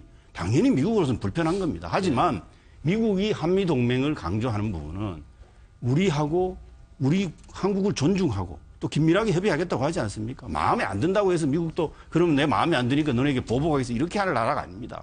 충분히 저는 이해하고 납득시키는 과정이 그게 바로 외교입니다. 외교는 어디다 쓰는 물건입니까? 그런 데 쓰라고 있는 거고요. 우리나라 처지라는 건 많은 분들이 말하기 쉬워서 그냥 선명하게 하면 된다 이렇게 얘기하지만 선명하게 해가지고 할 수 있는 사안이 아니에요. 이 부분은. 아니 우리가 지금 전략적 동반자 관계로 전 정권들이 중국과 외교를 그렇게 만들어놨어요. 미국과는 동맹관계입니다. 전략적 동반자 관계예요. 이런 부분을 상호 균형 있게 처리하고 외교적 노력을 통해서 우리 국익과 안보를 지켜내기 위한 노력을 안 할 방법이 어디 있습니까? 당장 누구를 중심으로 해라 이런 식으로 몰아붙이듯이 무책임하게 얘기하는 거는 말하기 좋아하는 평론가들의 얘기죠. 현실을 운영하는 국정을 책임진 부분은 아까 그 박성규 대변인 전 대변인 말씀 잘하셨는데 말이 무거운 겁니다. 대통령은. 이런 외교 안보 문제에 대해서 신중에 신중을 기해야 되는 처지가 사실 우리나라 구한말의 역사도 그렇지만은 상당히 약소한 위치에서 지정학적으로 네. 어려운 위치에 처해 있는 건 누구나 알지 않습니까? 이런 부분은 예를 들면 대통령과 정부를 새로 선출했으면 이 정부를 믿고 신뢰하면서 풀어갈 수 있도록 뭐 여러 가지 어드바이스와 조언 또 야당의 문제 제기 다 가능하긴 합니다만은 그러나 그런 부분에 대해서 제대로 못한다고 단정해갖고 한 달밖에 안 됐는데 몰아치기 하듯이 이렇게 비난성에 가까운 이런 거는 좀 자제하면 좋겠다는 생각이 듭니다. 이건 제가 좀 설명을 드려야 돼요. 그러니까 전임 정부의 외교 난맥, 그러니까 거의 설거지 수준의 난맥을 하고 있는데 이걸 가지고 당장에 왜 명확하게 못하냐고 압박하는 건 좀 무리수가 있다. 이런 설명이셨어요. 두 가지를 제가 좀 여쭤봐야 되는데요. 그러면은 이 교수님께서는 중국이 지금 사드 문제와 관련해서 이렇게 치졸한 보복과 반발을 보이는 것이 타당하다고 보시는 거예요? 아니 타당하지 않죠. 타당하지 않죠. 당연히 온당하지 않는 왜 거죠. 중국의 눈치를 봐야 된다는 얘기를 눈치를 하시는 거예요? 보는 게 아니에요. 예, 자, 하나입니다. 제가 질문 던진 거예요. 지금 말씀 듣다 보니까 마치 그런 것처럼 보여서. 그건 좀 아니라고 말씀하셨어요. 예, 아니라고 말씀하셨는데 지금 중국의 눈치를 봐야 되는 입장을 설명을 하셨어요. 왜 제가 얘기를 하냐면 전임 정부에서 마구잡이로 진행이 됐다. 초헌법, 초법적인 정책입니다. 이거 굉장히 중요한 말씀입니다. 왜냐하면요. 마구잡이로 진행되지 않았습니다. 박근혜 정부가 잘못한 거 많아요. 박근혜 정부가 미운 거 많아요. 그렇지만은 이렇게 싸잡아서 한마디로 이렇게 비난하는 것은 온당치 않아요. 왜냐하면은 사드가 우리나라에 들어오게 돼 있는 것은 한미 상호 방위 조약에 의해서 그리고 소파 협정에 의해서 들어올 수 있게 돼 있는 겁니다. 어느 나라든지 이미 국회 비준을 받은 조약과 협정을 통해 가지고 이게 들어오게 돼 있는 거고 3년 넘는 기간 동안에 협의를 했어요. 다만 국가 보안 사안이다 보니까 일일이 국민에게 설명하지 못한 거예요. 사실은 설명할 수 없죠. 왜? 사드가 전 세계 6개 나라에 배치되어 있습니다. 6개 나라에 사드가 배치되어 있는데 우리가 사드가 어디에 배치되어 있고 몇 기가 배치되어 있고 밝히는 나라 아무 데도 없습니다. 왜? 국가 기밀 사안이기 때문에 그렇습니다. 정부가 밉더라도 다른 정부에서 정권을 이었더라도 정부와 정부 간의 신뢰는 있는 겁니다. 그래서 이 부분 관련해서 초법적인 정책이라고 하는 것이 저는 아니 일단 이 부분은 좀 명확해. 제가 이 말씀을 드리고 넘어가야 돼요. 한마디만 더 하고 갈게요. 질문을 마저 하시고 예, 한마디만 더. 드릴게요. 그래서요. 문제를 얘기하는 거는 얼마든지 좋아요. 얼마든지 좋지만 자, 전략적인 모호성을 가지고 가다가 어느 순간에는 결정적인 선택을 해야 할 순간이 있는 거예요. 조금 전에 앵커가 말씀하셨어요. 중국에서 그렇게 얘기해요. 중국에는 시간 끌기 전략 보이는 거고 미국에는 안 바꾼다는 거 보이는 거고 양쪽에서 헷갈리는 것을 미안하지만 다른 나라에 다 읽고 있어요. 알겠습니다. 다 읽고 있어요. 자, 어떻게 선택해야죠. 이재용 교수님께서 해명해 드릴게요. 뭐 다 읽고 있더라도 가야 되는 거고요. 예. 뭐 그 사실은 제가 보기에 왜 제가 그런 말씀을 드리나 하면 예. 한미 그 예를 들면 소파 그 협정이라든가 그 예를 한미 그 외교 안보에 예. 관련된 여러 가지 그 동맹적인 그런 그 규정들이 있어요. 근데 우리 내부에는 또 동시에 환경영향평가법이라는 법이 엄연히 존재합니다. 예, 예. 아니 사드 배치는 환경영향평가법 받지 말라는 법은 없습니다. 그렇게 법이 규정해 놓은 바가 없고 그렇죠. 그것도 익스큐스 대상입니다. 조항도 없습니다. 예, 당연히 대상인데 이 부분을 회피하기 위한 그 꾸몄다고 하는 쪼개기 했다는 것까지 드러나고 있는 상황입니다. 아마 좀 있는 걸로 지금 아니 들어가고 당연히 있어요, 지금 아니 엄연히 성주 골프장이 70만 평이 넘는데 그러니까 저는 미국도 어떤 결정을 하든 아무리 기묘한 부분을 하더라도 법은 지켜가면서 해야 됩니다. 그게 민주주의 국가입니다. 아무리 급하다고 해서 그걸 제가 보기에 아니 환경영향평가법이 규정이 돼 있는데 그것을 왜 안 지킵니까? 그래서 저는 이 부분을 초법적으로 해석을 알겠습니다. 한 거고 그래서는 안 된다는 것이고요. 저는 거듭 말씀 좀 드리고 싶은 것은 동맹을 위해 대한민국이 존재하는 게 아닙니다. 대한민국을 위해 동맹이 존재하는 겁니다. 이 점에 대해서 좀 분명히 해야 된다고 생각합니다. 그리고 미국에 대해서 할 말을 할 수 있어야 됩니다. 아니 정권은 못한다고 하더라도 이 나라에 사는 지식인들이 왜 미국 중심의 시각만 가지고 얘기를 하나 이거죠. 예를 들면 평론을 하거나 학계에 계시거나 어피니언 리더든 일반 국민의 마음은 우리도 미국에 대해서 할 말을 하자 이겁니다. 정권이 못하면 오히려 그걸 질타하는 관점과 자세도 견지할 필요가 있다는 게 제 생각입니다. 자, 박수현 전 대변인께 답변 드릴 텐데 요 질문도 제 질문 드릴 테니까 요 답변도 같이 해주시죠. 지금 사실 이제 환경영향평가 문제가 꽤 이슈입니다. 지금 정상대로라면 이거는 올해 안에 끝나지 않거든요. 해를 넘기게 되는데 만약에 환경영향평가에서 부정적 결과가 나오면 사드를 빼야 되나요? 그러니까요. 그럼 어떻게 됩니까? 그 현실적인 문제예요. 그거는 법적으로 어떻게 되는 겁니까? 그러니까요. 제가 뭐 정확하게 이렇게 연구해 본 바가 없어서 자신 있게 말씀 못 드리겠는데 과안기지 같은 경우는 배치를 하고 난 다음에 환경영향 그렇죠. 거기도 평가를 배치하고 했다는 난 거예요. 이후에 환경영향평가가 네. 있었어요. 그러니까 지금 우리가 냉정하게 생각해야 되는 거는 핵과 미사일, 북한의 핵과 미사일의 발전 단계가 옛날하고 다르다는 거. 하나. 그리고 또 하나는 꼭 북한의 핵이 미국 본토를 겨냥하고 있다는 게 아니에요. 우리가 제일 먼저의 타겟이 될 수 있다는 걸 우리가 냉정하게 생각해 봐야 될 것 같아요. 근데 오늘 당장 여기 머리 위에서 우리가 핵이 터지는데 그럼 사드 배치 안 하고 언제까지 절차적 정당성을 찾기 위해서 이렇게 가야 되는지에 대해서는 한번 정말 냉정하게 한번 봐야 될 부분이 있다고 보고요. 우리 여기서 터지고 나면 그다음에 우리 다 나만 망가지고 사람들 다 죽고 나면 그다음에 뭐 할 거예요? 그다음에 법 절차 찾아서 뭐 이렇게 하는 게 꼭 옳은 건가? 정말 한번 봤으면 좋겠고요. 두 번째는 지난 정부부터 계속 왔던 어설픈 친중 정책에 대해서는 비판 안 할 수밖에 없어요. 애매하게 중국과 미국과 외줄타기 해오다가 지난 정부부터 지금까지 외교하시는 분들은 많이 알고 있으면 우리가 손해본 게 굉장히 많아요. 워싱턴 조야에서부터 그다음에 미국의 정책에 의해서 일본은 굉장히 급부상하고 우리는 다시 찌그러들었던 이런 것들에 대해서 한번 정말 다시 봐야 되고 환구시보가 얘기했던 게 대통령께서 후보 시절부터 계속 얘기했던 외교적 해법이라는 게 환구시보가 얘기한 게 만약에 맞다면 저는 그 부분에 대해서는 대통령께서도 다시 한번 생각해 보셔야 될 부분이라고 봐요. 어설프게 중국과 미국과의 외줄타기 외교하면서 이걸 어떻게 넘어가 보자라고 지금 동북아 정세가 이렇게 녹록하거나 안정되진 않다는 점을 말씀드리겠습니다. 자, 백성문 변호사는 이 사드 지금 논란을 좀 어떻게 보고 계십니까? 사실 그러니까 문재인 대통령 후보 시절부터 가장 어찌 보면 비판을 많이 받았던 부분이 이 사드에 대한 전략적 모호성이었죠. 그러니까 토론회 때마다 네, 얘기가 그렇죠. 이게 나왔었어요. 사드를 배치한다는 건지 안 한다는 건지 그러니까 같기도라는 표현까지 쓰면서 막 굉장히 많은 비난을 했었는데 지금 일단 문재인 대통령의 입장은 그 부분은 명확한 것 같아요. 그러니까 사드는 배치하겠다. 하지만 절차는 확실하게 그러니까 절차를 거쳐서 뭐 국민들한테 그 부분에 대한 양해를 구하고 가겠다라는 취지신 것 같은데 사실 저도 걱정이 되는 게 그 부분이에요. 이게 문재인 대통령이 이거를 전략적으로 외교 관련해서 활용을 하겠다는 어느 정도 입장을 가지고 계신 것 같은데 이게 미국과 중국 어느 쪽에도 환영받지 못하는 상황이 되고 있지 않나. 그럼 중국도 이거 시간 끌고 어차피 할 거잖아. 이게 말 그대로 이제 환구시보 입장이 그거잖아요. 어차피 시간은 끌지만 할 거잖아. 근데 미국은 그 전에 박 전 대통령 그 정권에서 어쨌건 우리는 절차적으로 잘못한 게 없다라는 입장인데 지금 이 정부에서 환경영향평가를 다시 한다는 입장이 미국에서 바라보기에는 그럼 우리가 뭔가 불법적으로 잘못 갖다 놨다는 거야라는 취지로 지금 미국이 좀 불쾌한 거거든요. 그러니까 문재인 대통령이 이 부분은 그러니까 다른 부분은 저는 뭐 약간의 전략적 모호성을 가져가는 것도 괜찮다고 생각하나 이 사드만큼은 모호하게 가면 안 된다는 생각이 들어요. 그러니까 말씀하셨던 것처럼 만약에 환경영향평가를 거쳐서 거기 적합하지 않다는 데라면 그러면 어떻게 할 건지는 얘기 없죠 아직. 뺄 건지 말 건지 아니면 다른 데로 갈 건지. 그러니까 제가 먼저 말씀드리겠습니다. 그러니까 제가 먼저 말씀드리겠습니다. 그러니까 제가 지금 뭐 비난을 하려고 하는 건 아닌데 그래서 저는 그러니까 좀 명확하게 사드에 관련된 입장을 한 번은 좀 제시를 해주셨으면 좋겠다는 생각이 들고 물론 뭐 명확하다고 말씀하시겠지만 국민들 대부분의 국민들이 사드와 관련해서 저도 문재인 대통령의 여러 정책을 잘하고 있다고 칭찬하는 쪽이지만 이 사드 문제만큼은 조금은 더 냉정하게 바라볼 필요가 있지 않을까 개인적으로 생각합니다. 이재용 교수님 답변 드리겠습니다. 저는 이 국정 운영을 가정법 갖고 할 수는 없습니다. 우리는 토론을 해서 가정법 갖고 얘기할 수는 있겠지만 가정법을 전제로 해놓고 하느냐 안 하느냐를 갖고 비판하면 저는 이거는 정말 알만한 분들이 할 수 있는 얘기는 아니라고 봅니다. 왜냐하면 저희는 이렇게 해라.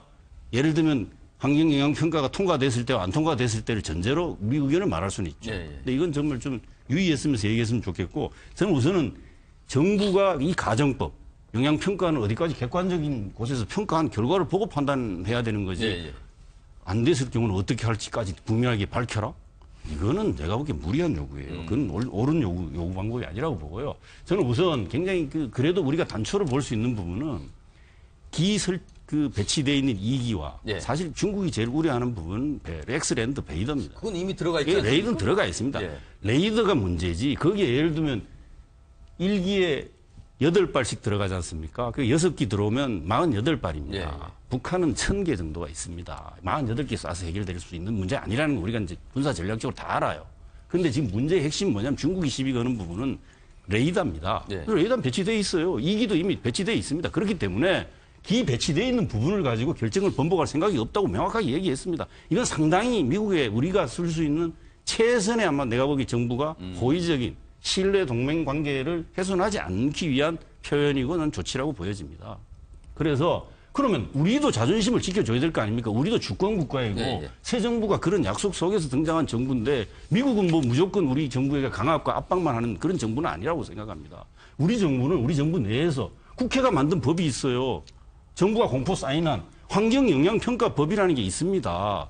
그거를 그것도 존중받고자 하는 주권국가의 자존심도 미국이 양해를 안 해준다는 걸 어떻게 그런 식으로 생각을 할 수가 있나 그러니까 국내 국내법 절차가 있는 거는 미국으로서 그건 존중해 주죠. 그러니까 문제라는 상호간에 제가 볼 때 그 지점에서 저는 절충이 이루어지고 있다고 보여집니다. 그리고 이런 과정을 거쳐가야 배치를 하더라도 힘있게 배치가 되는 겁니다. 지난 대선 과정에서 보면은 지금의 야당, 그 당시에 여당 후보가 계속 중요하게 주장했던 부분이 국민 여론을 힘이 국가 안보의 가장 큰 부분이라는데 다 동의하고 얘기를 하시더라고요. 저 기억합니다.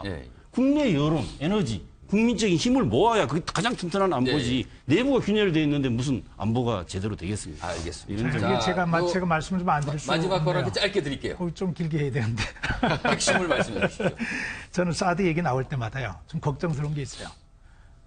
반대하는 분들, 절차적 얘기하는 분들 포함해서 마치 남의 나라 얘기하는 것 같아요.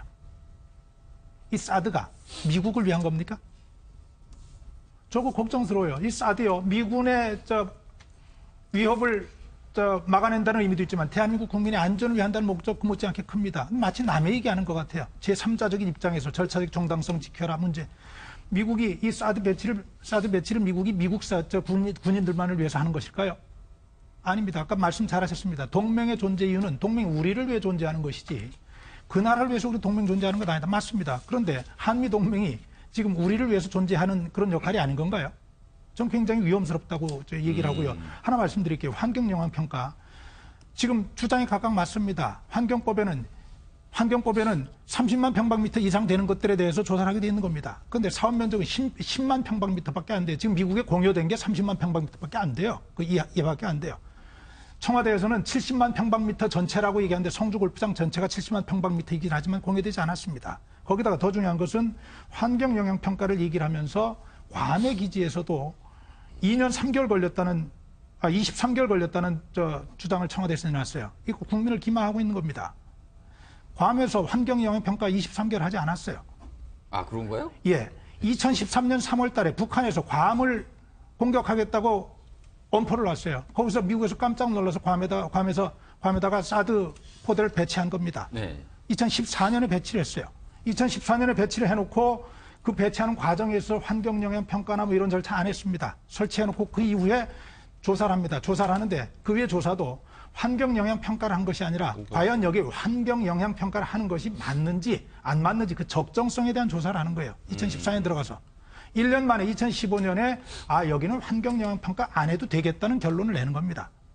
근데 청와대에서 느닷없이 23개월 동안 조사했다 그래요. 제가 보니까는 그 결론을 낸 다음부터 지난 4월 달까지 최종적으로 그 문서상이 나타난 것 같아요. 그걸 가지고 환경영향평가 23개월 걸렸다 그러는데 미안합니다만은 괌에다가 사드 배치해놓고 미국에서는 그 기간 동안에 환경영향평가를 하지 않았습니다. 그런데 왜 이런 무리한 자료까지 동원을 해가지고 왜 이렇게까지 걱정스러운 상황 미국과의 관계에 얼굴을 붉혀가면서까지 트럼프 대통령이 그 긴급한 자신에 관한 얘기가 나오는 코미 국장에 관한 청문회를 하는 그 상황에서 그것도 보지 않고 사드와 관련 회의를 했다고 하는 걸 공개하는 이런 상황까지 만들어가면서 이렇게 하느냐 이런 거예요. 알겠습니다. 저는 이것이 걱정스럽다는 겁니다. 그건 해석의 문제인데. 그거 바로 이렇게 짧게 드릴게요. 예, 그러니까 23개월 얘기를 한 거는 저는 그렇게 이해를 했어요.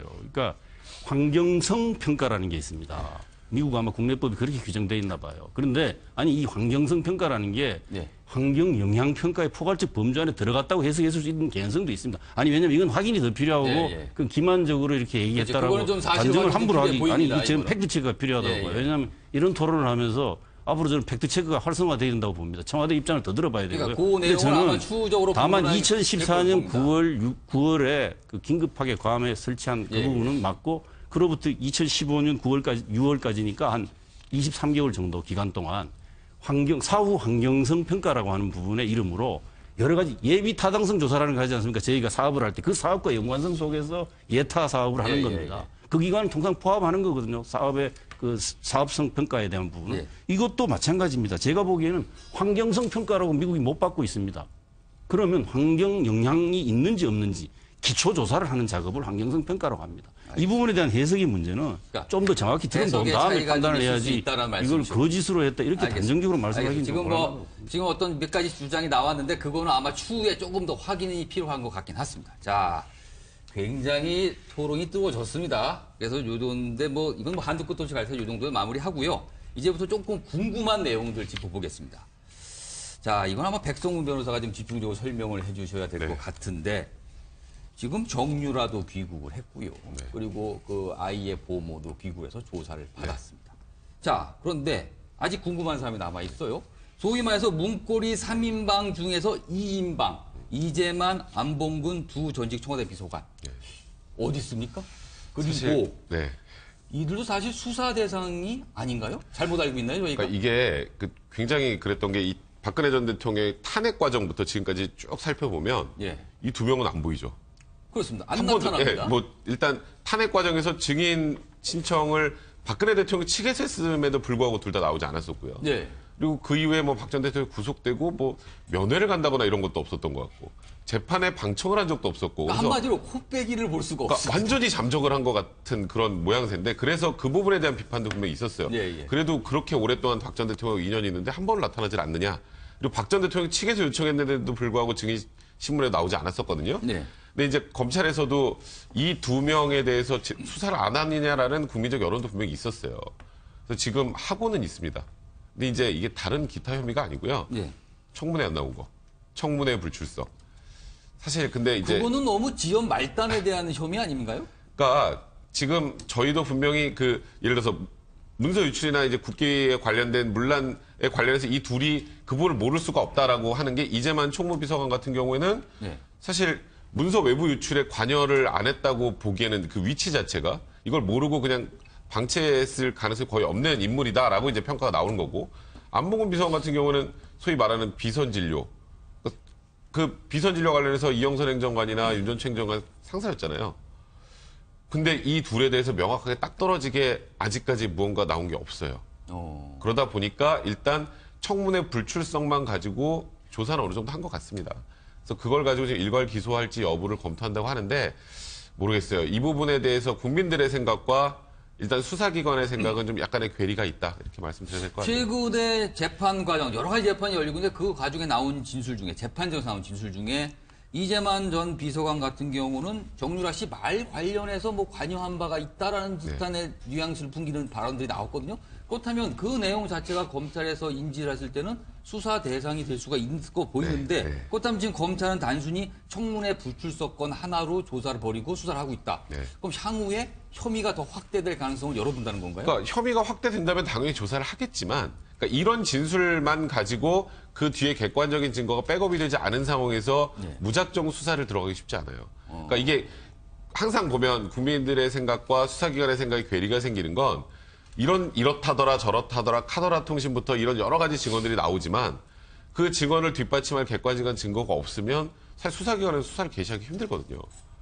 이제 그런 한계가 분명히 있어요. 그래서 저는 이런 얘기가 나온다면 예를 들어서 뭐 박원호 전무와 관련해서 뭐 하여튼 마사회는 뭐 이재만이 담당을 했다 뭐 이런 진술들이 그런 진술이 나온다면 나왔다고 지금 보도가 되고 있습니다. 그 진술을 백업할 수 있는 무언가 다른 객관적인 증거들이 좀 추가가 되고 확보가 된다면 당연히 그분에 대한 조사는 이루어져야 되나 이런 말이 나온다는 것만으로 무조건 조사가 개시된다라는 거는 아니라고 말씀을 드려야 될 것 같네요. 또 한 가지 궁금한 게 이 두 사람, 문고리 3인방에서 둘 있던 이재만 안봉근 두 전직 청와대 비서관.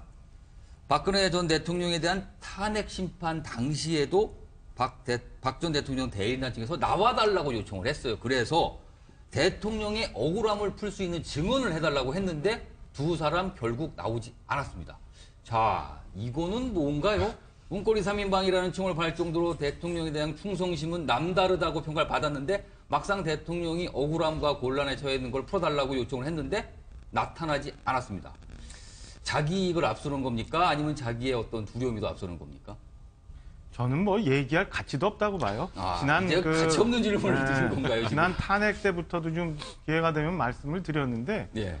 그래도 국정의 중심에 서서 나라를 운영하는 대통령을 보필했던 사람이잖아요. 그리고 대통령이 정치를 시작했을 때부터 계속 같이 일해왔던 사람들이잖아요.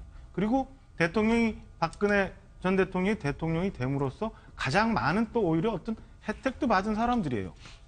그런 사람들이 나 몰라라는 건 좀 말이 안 된다고 보고요. 특히나 탄핵 지난 탄핵 심판 과정이나 뭐 재판 과정 이렇게 쭉 나오는 거 보면은 대부분의 많은 사람들이 다 내 탓 안 하고 다 박근혜 대통령이 했다고 얘기를 하는 걸 보면서 굉장히 아쉽다는 생각이 들고요. 특히나 이 두 사람 같은 경우는 아까 백 변호사 말씀 주셨지만 국민법감정과 뭐 수사기관의 판단이 다를 수 있지만 저는 굉장히 바쁘고 일 많은 수사기관이 이런 사람들까지 할 필요 없다고. 그럼 수사 대상 가치도 없다 이렇게 저는 그렇게 봐요. 거네요? 왜 그렇게 처신들을 하는지 잘 모르겠어요.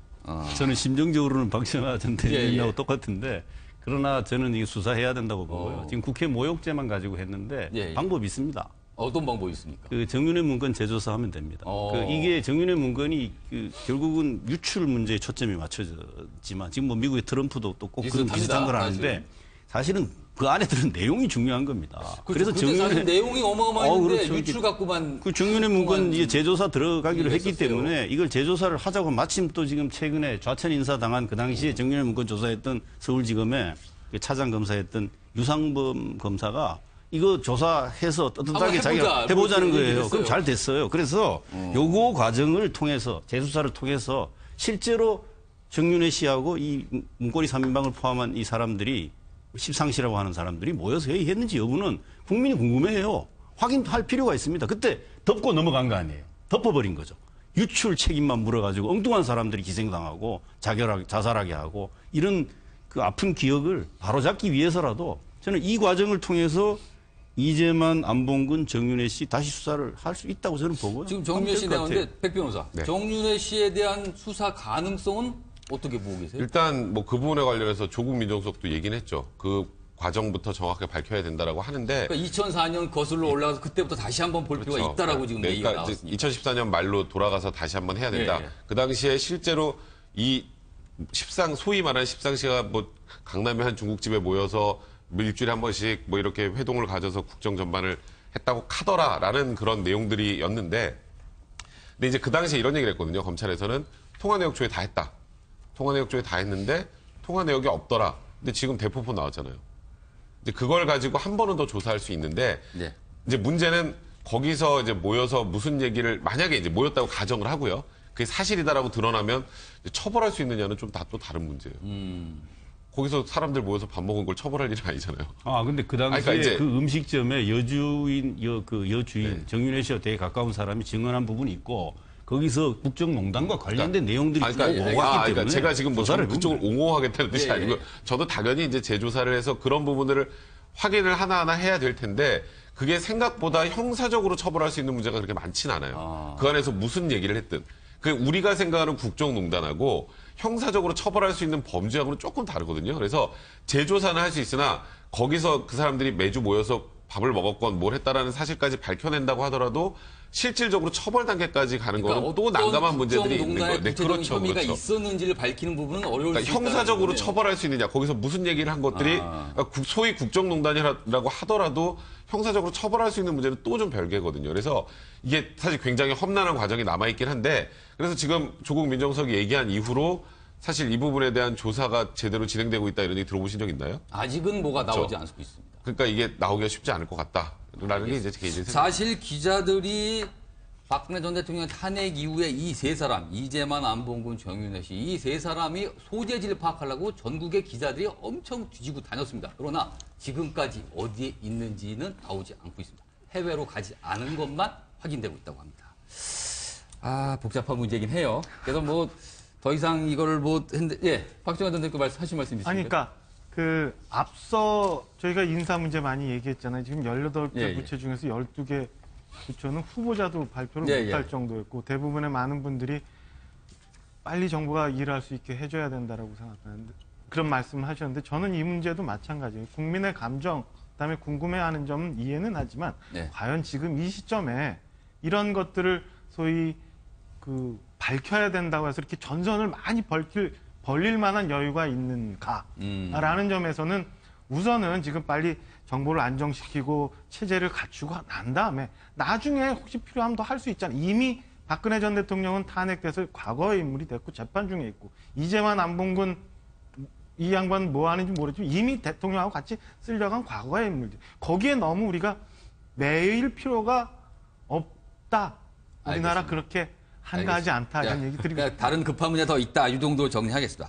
자, 마지막 주제. 지금 저희가 그동안 지금까지 지금 시간 동안 진행한 동안 중간중간 나온 이름입니다. 바로 트럼프 미국 대통령 얘기인데 왠지 박근혜 정부의 모습과 판박이가 아닌가라는 인상을 지울 수가 없습니다.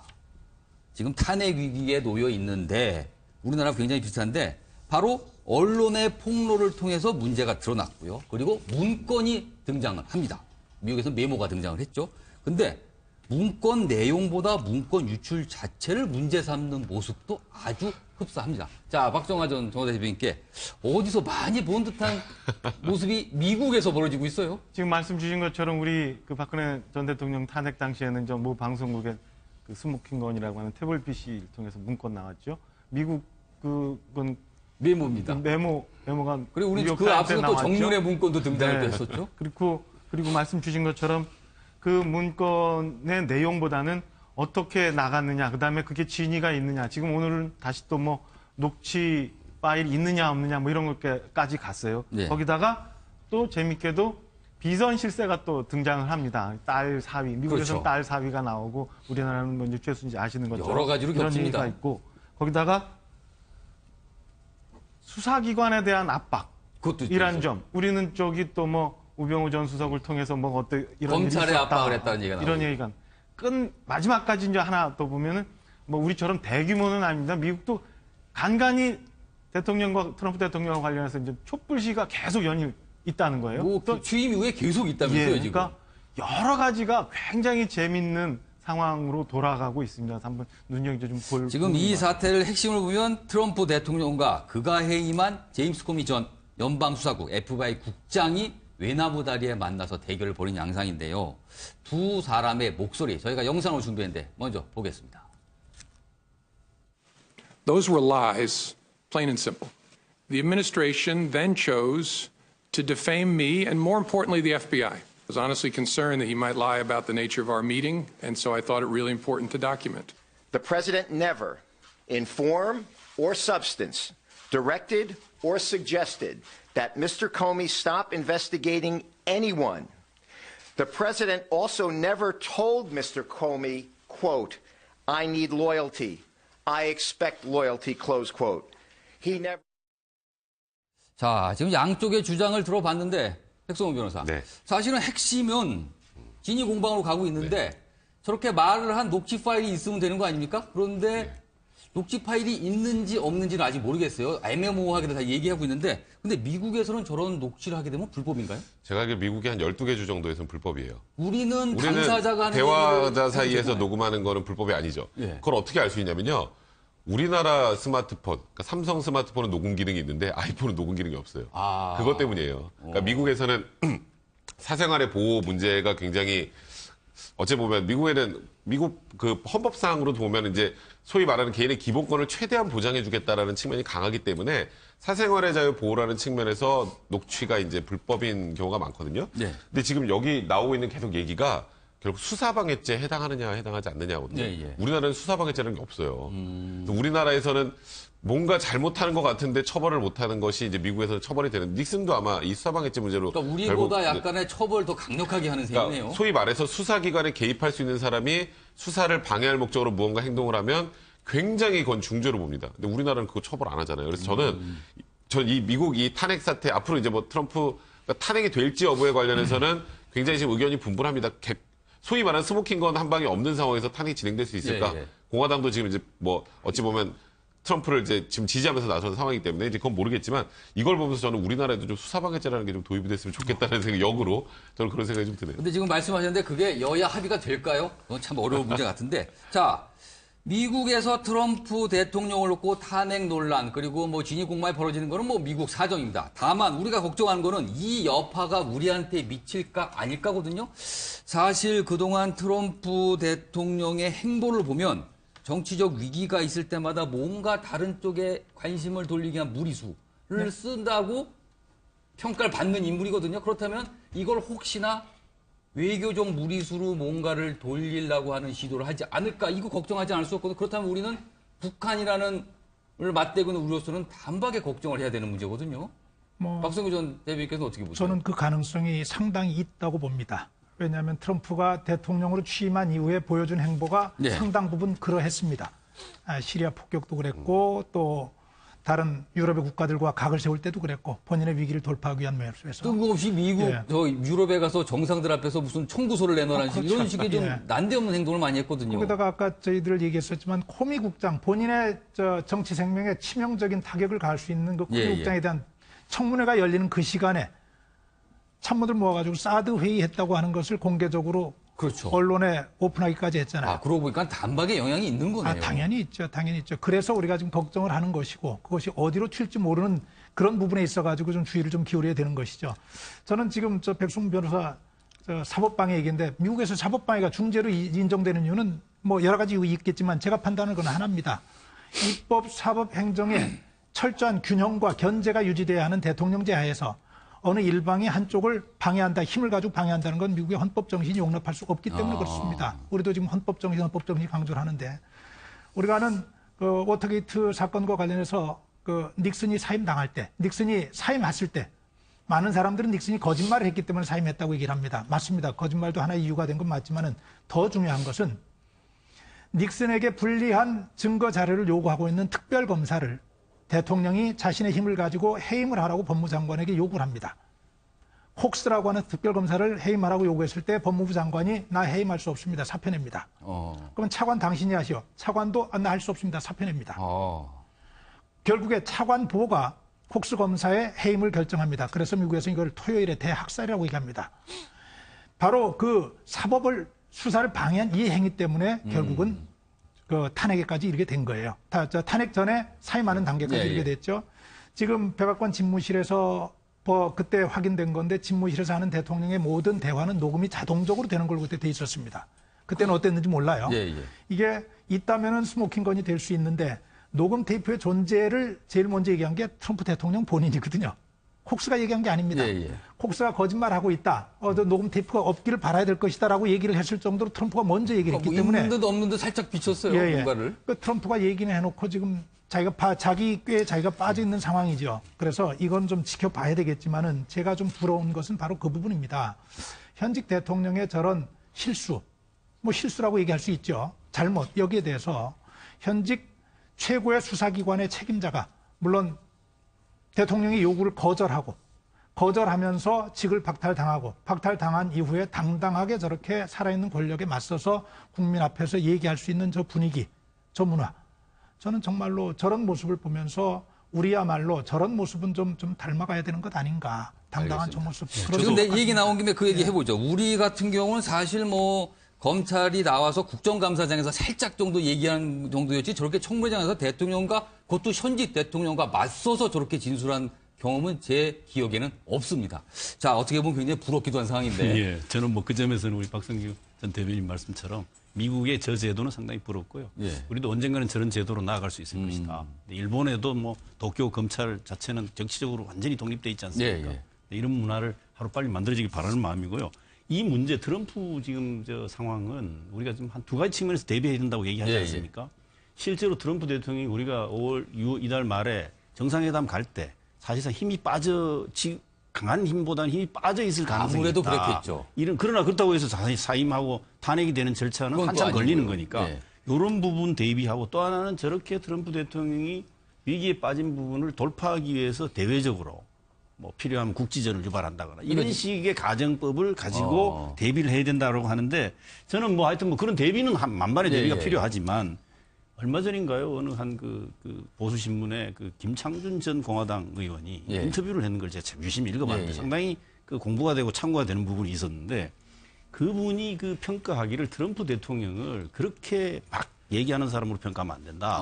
돌발적이지 않다. 대단한 비즈니스맨이다. 부동산 그 기획 같은 거가 상당히 그런 부분이 다 이렇게 이해타산을 따져보고 되게 아마 비즈니스적 관점에서 대응할 거다. 계산을 깔고 들어간다는 그럼 건가요? 지난번에 예를 들면 한국 보고 그 사드 그 전기 운용 비용 얘기도 그냥 던져본 게 아니다는 거예요. 여러 가지 계산된 부분임을 알고 대응하라는 주문에 저는 오히려 지금 정부가 그 외교적으로 대응할 때 여러 가지 부분이 있지만 그런 공화당 출신의 우리나라 분 중에서 미국 공화당 그리고 트럼프를 주목하고 트럼프 당선 가능성을 예측했던 분이에요. 김창준 의원은. 그래서 그 김창준 전 의원의 어드바이스도 유심히 참고하면서 이 부분을 봐야 되고 하여튼 내면적으로는 철저히 이 트럼프 상황에 대해서 대비를 하되 그러나 현실적으로는 트럼프 대통령과 정상회담 한다는 사실을 잊지 않고 대비책을 마련했으면 합니다. 알겠습니다. 지금 한 시간이 3분 남았는데 여기 지금 두 분께는 뭐 국내 문제 이 정도 걱정하고요. 트럼프 대통령이 진짜 탄핵이 될 수 있을까? 이 부분을 좀 짧게 짚어보는데 먼저 백성훈 변호사께서는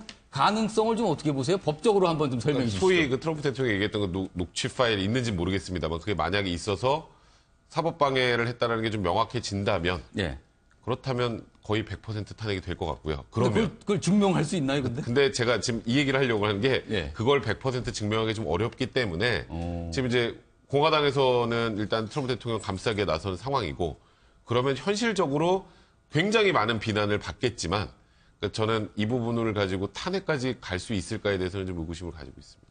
그러니까 어떤 논란에서 탄핵 절차를 추진할 수 있으니까 그걸 증명하는 과정이 한 방이 필요하다. 있어야 탄핵이 되는 거거든요. 근데 그게 없는 상황에서 이렇다 저렇다라는 정도의 그런 지금 뭐 코미 FBI 국장의 그런 얘기 정도만 가지고 탄핵까지 가기에는 조금 부족하지 않나. 지금 박주화 전 대변인께는 이 질문을 드릴게요. 미국은 우리와 달리 양원에서 국회만 통과하면 탄핵이 되는 거 아닙니까? 우리는 헌법재판소에서 그걸 거의 판결 형식으로 결정을 해야 되는 건데 그렇다면 우리하고 약간 절차가 달라서 정치적인 해석 여지가 많이 들어갈 거 아닙니까? 그렇다면 그런 걸 감안했을 때 탄핵 가능성은 좀 어떻다고 보세요? 저는 아까 백 변호사 말씀 주셨지만 결정적인 한방이 없다면 그리고 미국이 지금 양원제 하원이 공화당이 다수를 점하고 있잖아요. 그리고 트럼프 대통령도 임기 초반이고 뭐 이런 점을 감안해 본다면 결정적인 한방이 나오지 않는 한 저게 탄핵까지 갈까에 대해서는 좀 의구심이 있습니다. 그러면 탄핵을 안 간 상태로 계속 대통령직을 유지하는 일이 되는? 그건 저 박성규 전 대변인. 미국 정치를 좀 살펴볼 수 있어야 돼요. 지금 가지고 탄핵을 얘기하기는 상당히 이릅니다. 그런데 탄핵되기 어렵다고 얘기하는 분들 가운데 가지고 있는 논리 가운데 하나가 공화당이 상하 양원을 장악하고 있기 때문에 어려울 것이다 이렇게 얘기합니다. 그건 조금 좀 달리 봐야 합니다. 왜냐하면은 클린턴이 루인스키 스캔들을 가지고 탄핵 재판에 회부될 때 하원에서는 탄핵의 죄가 해당되는지 안 되는지를 가리고 그 하원에서 과반으로 통과되면 상원에서 최종 결정을 하는데 그때 당시에 민주당 의원 31명이 클린턴이 탄핵에 회부되는 것이 마땅하다고 클린턴을 탄핵하는 쪽에 힘을 모읍니다. 미국 정치인들이 가지고 있는 그 독특한 독립정신이라 그럴까요?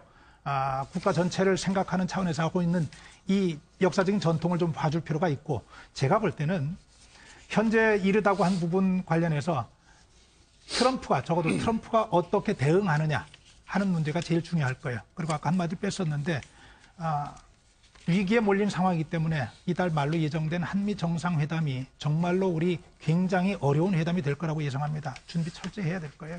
알겠습니다. 자, 지금 저희가 주제를 문재인 대통령에서 시작해서 미국의 트럼프 대통령까지 쭉 숨가쁘게 다뤄봤습니다. 많은 시청자분께서 지금 중간중간에 사드 관련 문제, 인사 관련된 굉장히 치열하게 논쟁까지 벌어졌는데 어떻게 뭐 생각에 판단에 도움이 되셨는지 모르겠습니다.